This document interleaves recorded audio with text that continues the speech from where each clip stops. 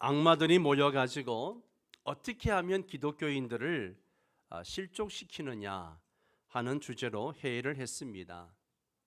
그때 한 젊은 악마가 아유, 그거 간단하죠. 그냥 모서리 잡아 죽이면 됩니다 라고 했습니다. 그랬더니만 늙은 악마가 옛날에 기독교인들을 그렇게 많이 죽였지만 한 사람을 죽이면 순교의 피가 씨가 되어서 더 많은 수천 수만의 기독교인이 늘어났다, 그렇게 이야기합니다. 또 다른 젊은 악마가 그럼 죽이지 말고 전부 다 감옥에 가두어서 전도도 못하게 하고 모여서 예배도 못 드리게 하면 되지 않습니까?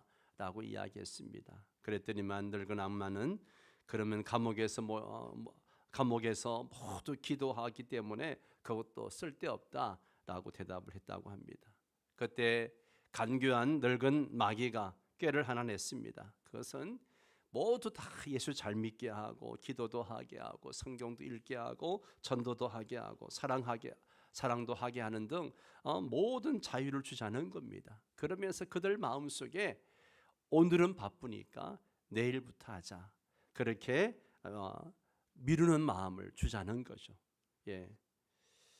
그 마음이 효과가 있는지 오늘날 많은 기독교인들이 자꾸 내일로 미루는 습관이 있다라고 이야기합니다. 여러분, 게으름은 악마의 가장 강력한 무기입니다.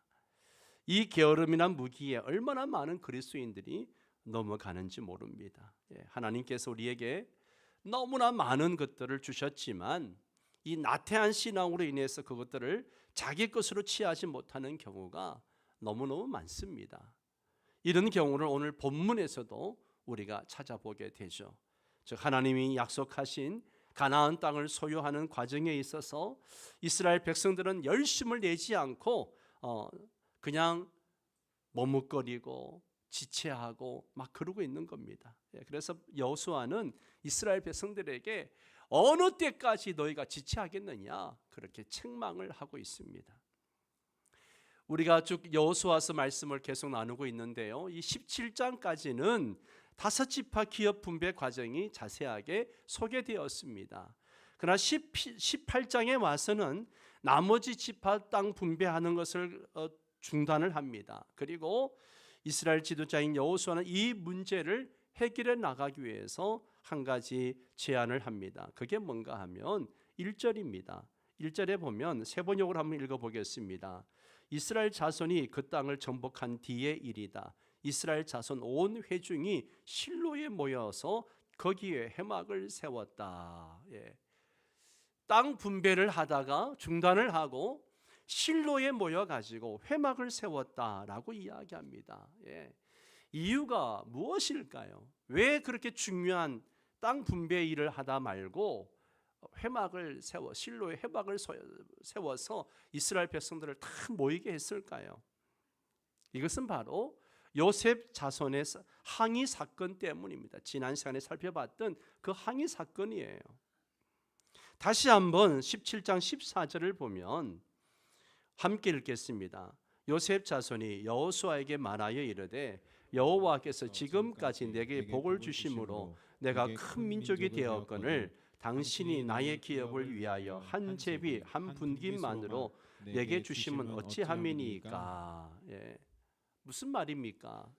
주님께서 지금까지 우리에게 복을 주셔서 우리가 큰 무리가 되었는데 왜 우리에게 한 번만 제비를 뽑게 하고 한 몫만 유산으로 주느냐, 이겁니다. 이걸 따지는 거예요.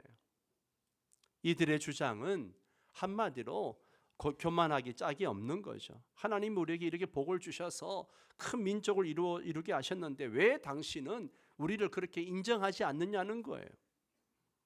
우린 다른 지파보다 더 좋은 땅, 더 많은 땅을 받아야 하지 않느냐는 것이죠. 이들의 주장 속에 교만함이 가득 들어 있습니다. 자기들은 큰 민족이라고 말합니다. 여기서 큰이라고 하는 히브리어 단어의 뜻을 보면 그냥 숫자적인 크고 큰 것만 얘기하는 것이 아니고요, 능력의 탁월함도 뜻하는 거예요. 우리는 숫자도 많고 능력도 많은 그런 지파다라는 이야기죠. 자부심이 정말 대단한 겁니다. 이런 오만함이 어떤 결과를 낳는가? 한번 이스라엘의 역사를 살펴보면 이러한 이 오만함이 이스라엘 공동체에 크나큰 고통을 안겨주는 것을 봅니다. 사사기 8장에 가면 8장에서 1절에서 3절까지를 한번 교독하겠습니다. 에브라임 사람들이 기드온에게 이르되 네가 미디암과 싸우러 갈 때에 우리를 부르지 아니하였으니 우리를 이같이 대접하면 어찌 됨이냐 하고 그와 크게 다투는지라. 기드온이 그들에게 이르되 내가 이제 행한 일이 너희가 한 것에 비교되겠느냐. 에브라임의 끝물 포도가 아비에셀의 만물 포도보다 낫지 아니하냐. 같이 읽습니다. 하나님이 미디안의 방배 오렙과 스웹을 너희 손에 넘겨주셨으니 내가 한 일이 어찌 능히 너희가 한 것에 비교되겠느냐 하니라. 기드온이 이 말을 하매 그때에 그들의 노여움이 풀리니라. 아멘. 여기에 에브라임 사람들이 누구냐? 요셉 자손들을 얘기하는 거예요. 함께 싸우러 가자고 이야기할 때는 들은 척도 하지 않더니만 기드온이 대성을 거두고 돌아오니까 왜 우리를 안 불렀느냐 그렇게 시비를 겁니다. 참 기드온이 성격이 좋고 마음이 착한 사람인 것 같아요. 말도 안 되는 주장을 하며 화를 내는 에브라임 사람들을 어떻게 달랩니까? 야, 여러분, 내가 한 일은 여러분이 한 일보다 못합니다. 여러분이 한 일이 우리 모든 사람이 한 일보다 더 낫습니다. 내가 한 일을 어떻게 여러분의 한 일과 비교할 수 있겠습니까? 그렇게 마음을 달랩니다. 이렇게 달래니까 화를 풀고 돌아가는 에브라임 사람들을 보십시오. 얼마나 거만하기 짝이 없습니까? 또 사사기 12장에 가면 똑같은 일이 일어납니다. 암몬과 전쟁할 때에 입다가 군대를 모으는데 도와달라고 할 때는 딴짓 하더니만 전쟁에서 이기고 돌아오니까 그게 셈이 나가지고 입다에게 시비를 거는 에브라임 사람들의 모습이 상세하게 나옵니다. 얼마나 거만하고 비겁한지 몰라요. 입다는 기드온처럼 그렇게 참지 않고 나가서 그들과 싸웠습니다. 그래서 에브라임 사람 4만 2천 명이 죽었어요. 결국 이러한 그들의 그 그릇된 의식은 솔로몬 시대를 지나서 그가 죽고 난 다음에 이스라엘이 남과 북으로 갈라지는데 주도적인 역할을 하게 되는 모습을 보게 됩니다. 이들의 불만이 무엇입니까? 우리는 이렇게 큰 민족인데 우리에게 돌아온 기업은 너무나 작다는 거예요. 여러분, 정말 이들의 주장이 옳을까요? 그렇지 않아요. 그들의 이러한 불만은 지나친 욕심 때문인 것을 금방 알 수 있습니다. 모세가 모압 지방에서 인구조사 2차 인구조사를 할 때에 그 인구조사를 보면 므낫세 지파의 인구가 52,700명이었고요. 에브라임 지파 인구는 32,500명이었습니다. 므낫세 지파 중에서 절반은 저기 이미 요단 동편에서 땅을 얻었기 때문에 절반 정도밖에 없어요. 결국 실제로 요단 서편에서 분배받은 요셉 자손의 인구수는 5만 명도 채 되지 않습니다. 이 숫자는 유다 지파의 7만 6,500명, 단 지파의 6만 4,400명, 이사갈 지파의 6만 4,300명보다 훨씬 적은 숫자입니다. 그러나 요셉 자손이 분배받은 땅의 넓이는 그들 지파들보다 훨씬 넓었습니다. 더군다나 요셉 지파가 분배받은 땅의 요단 서편의 중심부로부터 비록 산지가 있다고 하지만 그렇게 높은 산지가 아니에요. 그리고 그 땅은 가장 비옥한 양질의 옥토로 구성되어 있었습니다. 따라서 산술적 논리에 근거한 요셉 자손의 이러한 불만은 지나친 욕심에서 나온 잘못된 것임을 알 수 있습니다. 이들의 요구는 다른 지파에 대한 우월감에서 비롯된 것이자 받은 것에 대해서 만족하지 못한 그런 욕심의 결과였다는 거죠. 하나님이 주신 것보다 교만과 거만함이 그들로 하여금 감사를 잃어버리게 하고 불평을 하게 만든 것이죠. 여러분, 성도에게 있어서 감사는 믿음의 열매인 줄 믿습니다. 성숙한 성도는 작은 일에도 늘 감사합니다.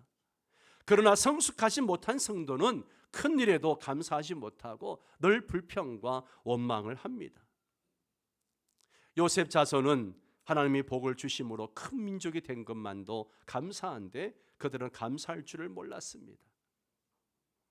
또 이들의 불평은 게으름에서 비롯된 것임을 알 수 있습니다. 요셉 자손의 기업 중에는 미개척지와 가나안 원주민이 살고 있는 땅이 아직 많이 남아 있었습니다. 따라서 이들은 속히 그 땅을 정복하고 개척해야 했습니다. 그런데도 이들은 그 땅을 제외한 나머지 지역만을 놓고서 비좁다면서 불평하고 있는 거죠. 16절을 보십시오. 같이 읽습니다. 요셉 자손이 이르되 우리에게 넉넉하지도 못하고 골짜기 땅에 거주하는 모든 가나안 족속에게는 베스안과 그 마을에 거주하는 자이든지 이스라엘 골짜기에 거주하는 자이든지 다 철병거가 있나이다. 아멘.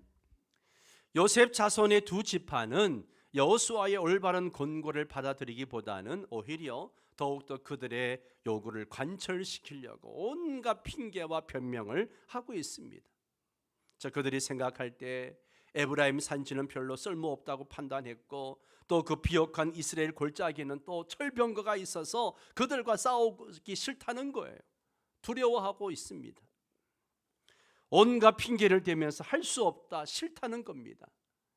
이러한 요셉 자손들의 무기력한 자세는요, 그들의 조상인 요셉과는 아주 신앙적으로 너무 대조적인 모습을 보여주고 있습니다.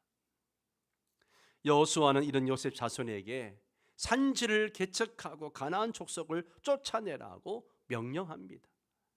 사실 대다수의 사람들은 미지의 세계를 개척하기보다는 현실에 안주하고 싶어 합니다. 그런 요셉 자손을 향해서 여호수아는 하나님이 허락하신 기업을 향유하기 위해서는 개척자적인 정신이 필요함을 강조해 왔습니다. 그러나 요셉 자손은 가나안 족속과 싸우기를 두려워했습니다.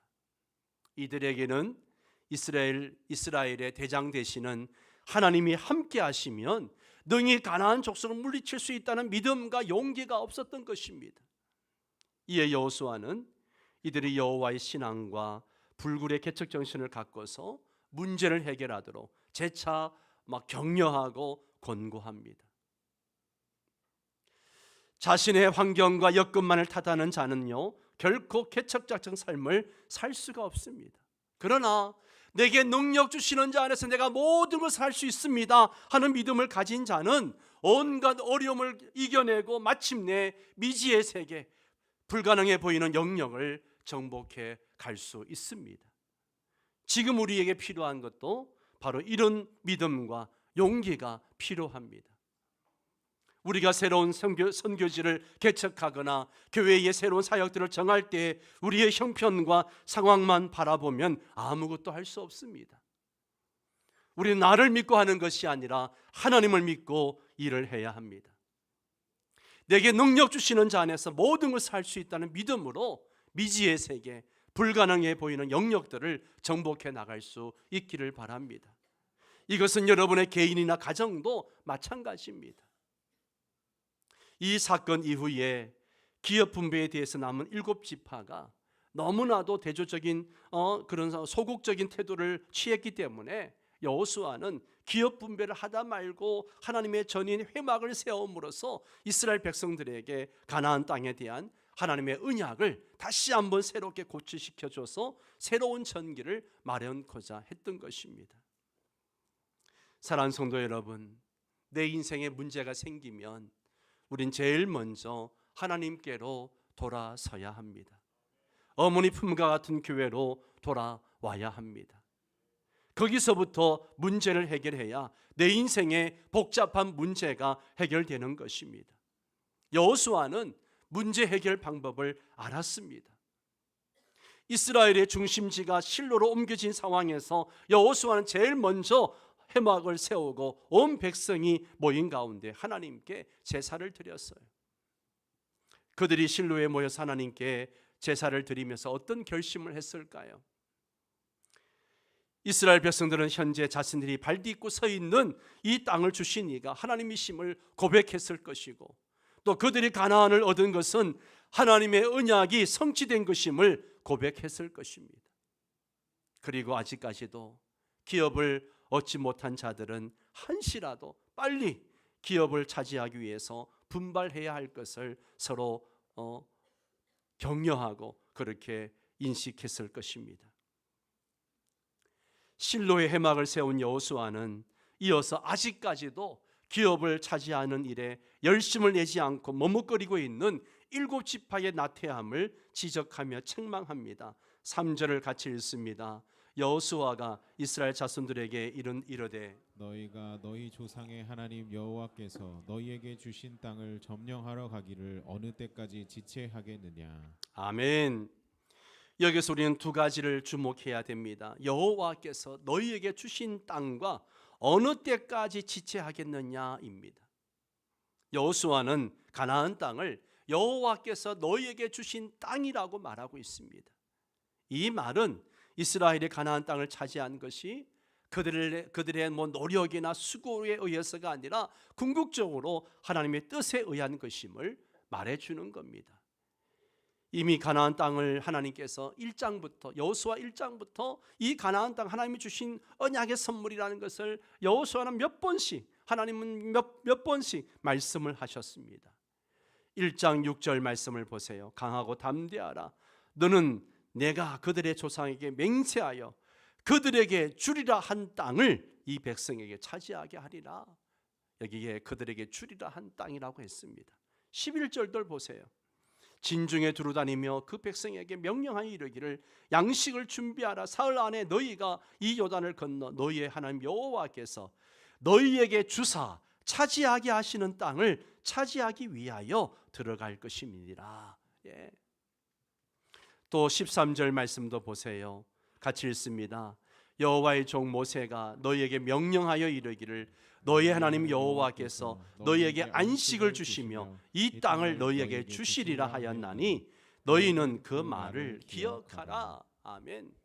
이 땅을 너희에게 주시리라 한 말을 너희는 기억해라. 그렇게 말씀하십니다.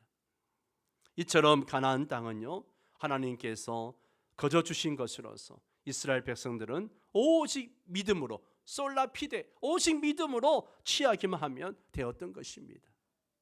그럼에도 불구하고 이스라엘 백성들의 태도를 보십시오. 여호수아는 이스라엘 백성들에게 어느 때까지 지체하겠느냐, 어느 때까지 머뭇거리겠느냐 그렇게 책망하고 있습니다.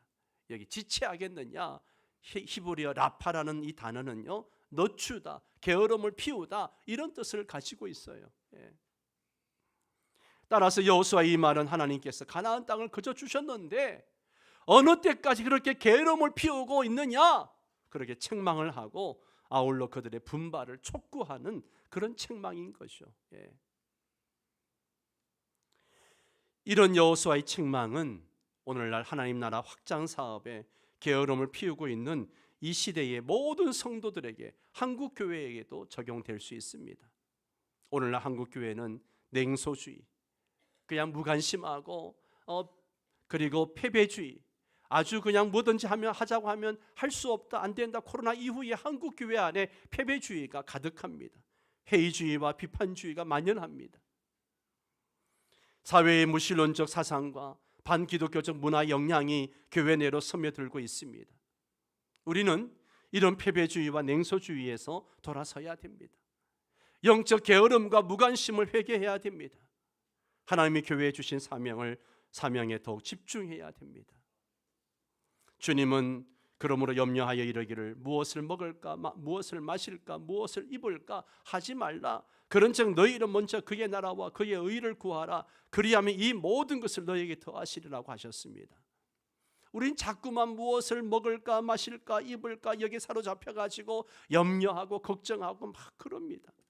그래서 무엇을 하자고 하면 그냥 일어나지도 않은 일들을 가지고 미리 땡겨가지고 걱정을 하고 안 된다고 이야기하죠. 하나님 나라를 확장시키는 일에 있어서 정체나 후퇴라고 하는 것은 있을 수 없습니다. 오직 하나님의 도우심과 더불어 중단 없는 전진만이 있을 뿐입니다. 천국은 침노하는 자의 것이라고 말씀하셨습니다.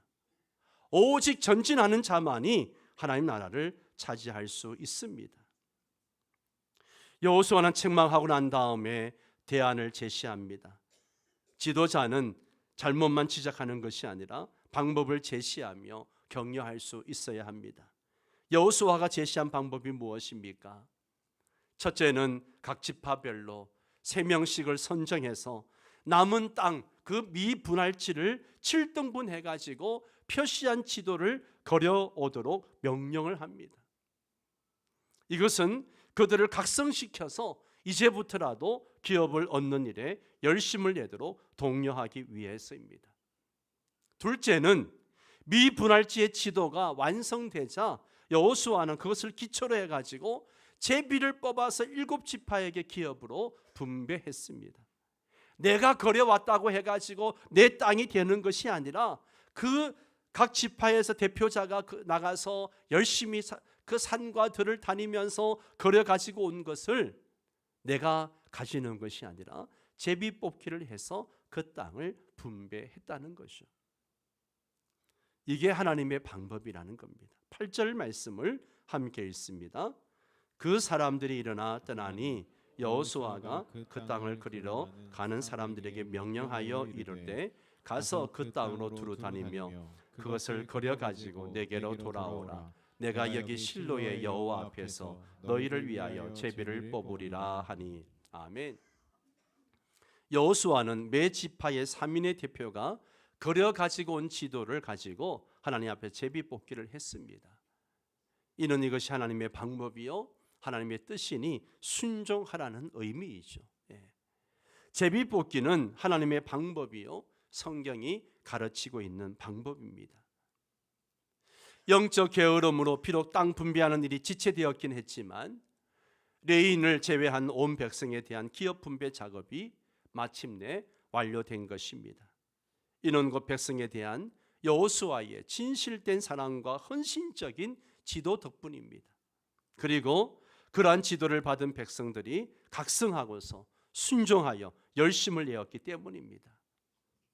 즉 7지파는 뒤늦게나마 하나님 중심적인 자세를 회복했기 때문에 하나님이 주시는 기업을 차지하는 그런 유종의 미를 거두게 된 것입니다. 우리는 하나님의 은혜를 사모하지 않거나 영적으로 나태한 자는 결코 하나님의 축복을 받아 누리지 못한다는 교훈을 마음에 새겨야 합니다. 어느 때까지 지체하겠느냐? 요셉 자손은 하나님이 우리에게 큰 복을 주셔서 큰 민족이 되었다라고 하면서 막상 하나님이 주신 미개척지를 정복하라고 하니까 온갖 핑계를 대며 할 수 없다고 이야기합니다. 하나님이 큰 복을 주셨으면 그 복에 대해서 감사하고 순종하고 나가야죠. 그런데 그 복에만 안주하고 더 많은 복을 달라고만 합니다. 이 요셉 자손의 모습이 바로 저와 여러분의 모습이기도 합니다. 우리는 하나님의 은혜를 많이 받았다고 말합니다. 그러면 받은 은혜대로 살아야죠. 그런데 그렇지 못할 때가 너무 많습니다. 어느 때까지 지체하겠느냐? 주님께서 오늘 우리에게 주시는 책망의 말씀입니다. 여러분은 무엇을 지체하고 계십니까? 하나님이 여러분에게 주신 사명, 시간, 기회, 재능, 물질을 주셨는데 무엇 때문에 지체하고 계십니까? 우린 영적 게으름에서 깨어나야 합니다. 여호수아는 이스라엘 백성들에게 명령합니다. 가서 그 땅을 두루다니며 그것을 거려가지고 내게로 돌아오라. 너희 앞에 넓은 땅이 있지 않느냐? 그 땅을 두루다니며 그림을 그려가지고 오라는 것입니다. 이거는 그 땅을 두루 살펴보라는 거예요. 하나님이 내게 주신 은혜들을 생각해 보라는 거예요. 하나님이 우리에게 주신 사명, 은혜, 축복이 많습니다.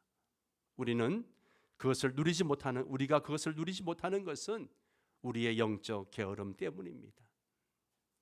영적 게으름에서 깨어나십시오. 일어나시기를 바랍니다. 하나님 나라와 복음을 위해서 사명의 그림을 그리시기 바랍니다. 비전의 그림을 그려 나가시기 바랍니다. 하나님이 여러분과 함께 하십니다. 우리 함께 일어나서 찬양하도록 하겠습니다.